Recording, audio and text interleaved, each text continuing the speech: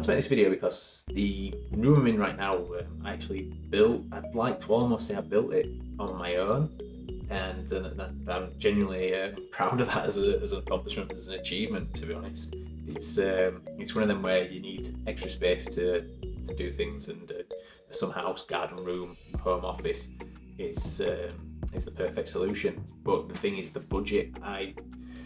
This has turned out unreal. This would be.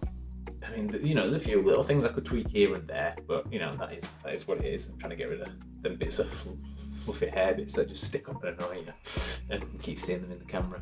So I'm genuinely happy with it. And like I said, there's a few things I'd do different if I had the budget to do them, and there's a few things I'd probably take a bit more time with and stuff like that. But overall, I'd say I've managed to build probably what you'd pay about 10-15 grand for. Realistically, managed to do it for probably about 1.5 2. I knew the exact figure at one point. I just can't remember anymore. But it's cost a few quid, but it's not.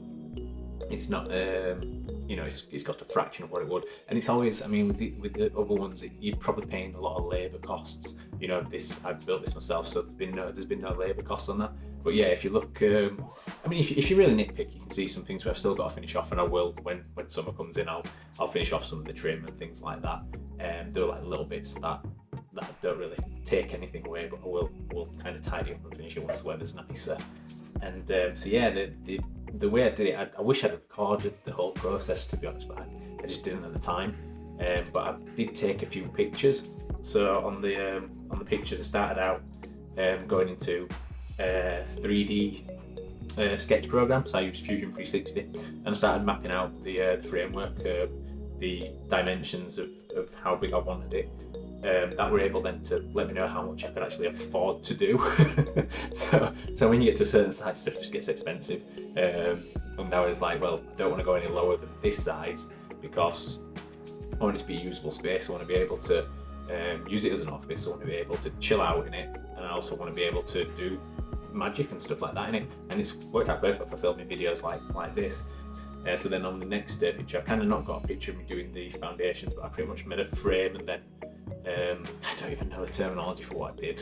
To be honest, I made a frame and then kind of run the joists through the framework.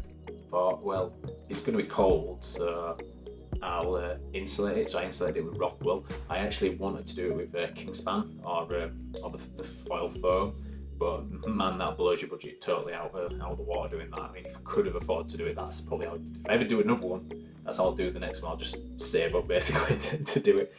But the Rockwool works fine. I think it's 100mm, so it's not too bad. And that's so the entire floor is insulated, and then I put a vapor barrier over that, so it's just polythene, so totally made that watertight, so no condensation can go up into it.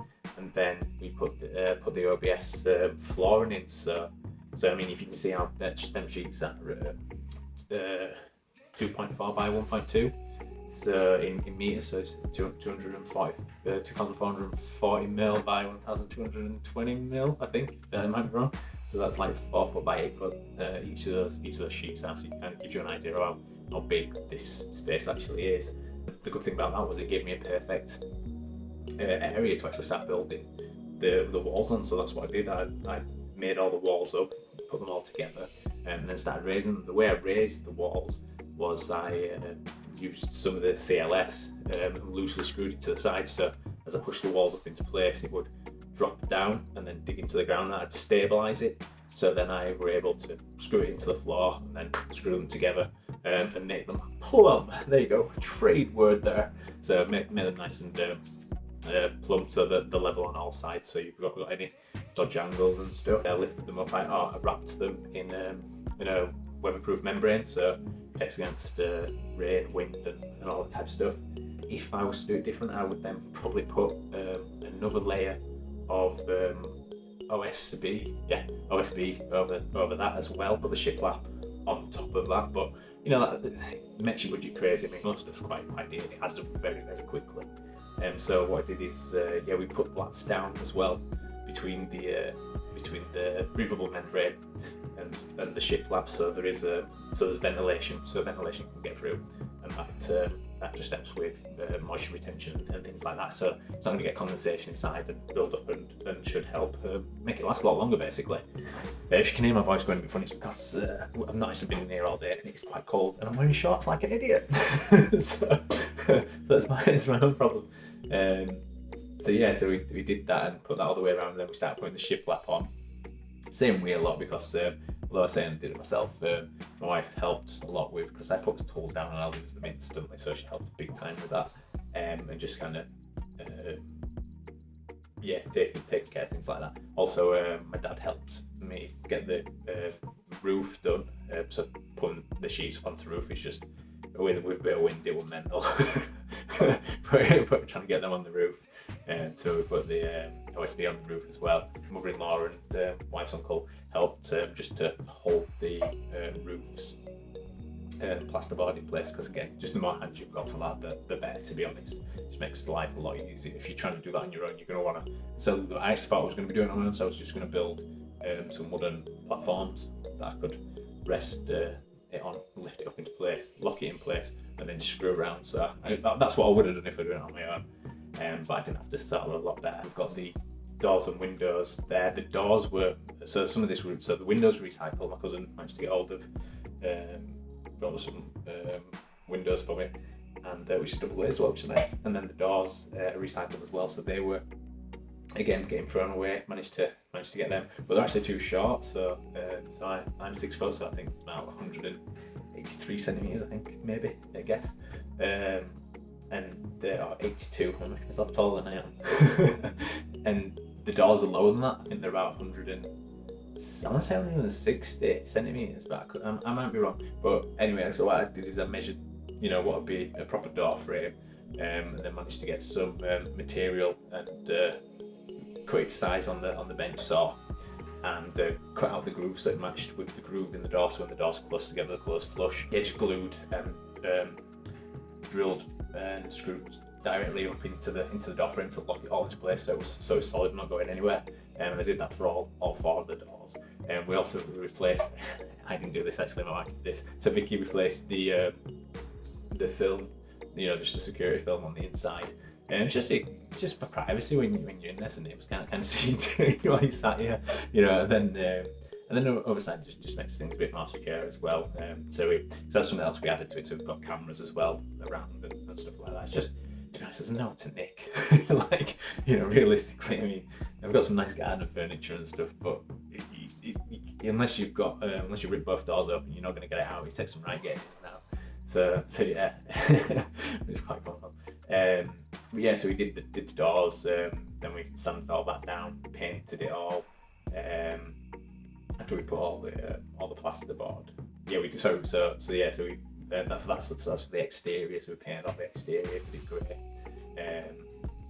and then on the inside, then we put the rock wool for the insulation all the way around the interior and the roof, and again put the polythene up and put the plasterboard over the top of that, and then so we put the plasterboard all the way around, so it's all plasterboard inside, and then we went round and filled every single screw hole, and every bit of crack in that, and every part where it connects together. And we used corner tape and used scrim tape, or something, I can't remember what it's called, but I didn't do it in all the places, and I now know why you use that, so it kind of helps stop cracking and stuff like that, and just gives you a better finish and keeps it all together. So definitely use it on every area if you're going to do it. Kind of fill it in on every bit. So you can see there we kind of filled it all in, and then you can picture me there covered in dust from non-stop standing. I think I did it all with the hand orbital in the end, rather than, I've got a big wall sander as well, which I used for when we were doing the house, but I just figured it would be a bit too much for in here, and I kind of had more control with the hand one because it's just going over all the little screws and stuff. I suppose the big one would have gone over, but then I might have damaged the paper because we wasn't plastering, we weren't going to skim it, so I thought I don't want to damage the lining paper on top, I'm just going to paint straight over that. and he's giving it a nice finish, to be honest. There's a few imperfections, but that's the learning curve. Not a plaster. I've kind of done a bit of filling and sanding and stuff like that, and fun stuff. But overall, when it gets to bigger scale, it kind of takes a bit more. But again, I'm so much better at it next time. And then so then we put in the RGB and the LED lights. So the lights you can see kind of in the background now, they're the RGB lights, and then got the LED lights as well. And we did the laminate flooring, so put down another thing just to stop movement, and also just to reduce sound as well. I can't remember what it's called, but it's like a foam with a foil. So, and I kind of figured that extra bit of foam, that bit of foil might help as well with insulation. That little bit, it's not going to be much, but if anybody's been camping, you'll know that them little bits add up for making things a little bit more comfortable. So I kind of just thought in that kind of mind frame. So then we got the laminate down and finished that up. And then started putting in the desks and the office furniture and stuff, and making it a bit more of a practical workspace. So I know my mum actually wants me to fill it with all the stuff that I've left at her house, but I genuinely think all the stuff I've left there, I'll just drive straight to car boot when car boots are going again and just sell it, because I've not missed any of it, to be honest. I probably should have done. So I don't actually want to fetch it. So sorry, Mum. And that's my home office, summer house, shed, garden room build in a nutshell, really. And really happy with it. Like the space.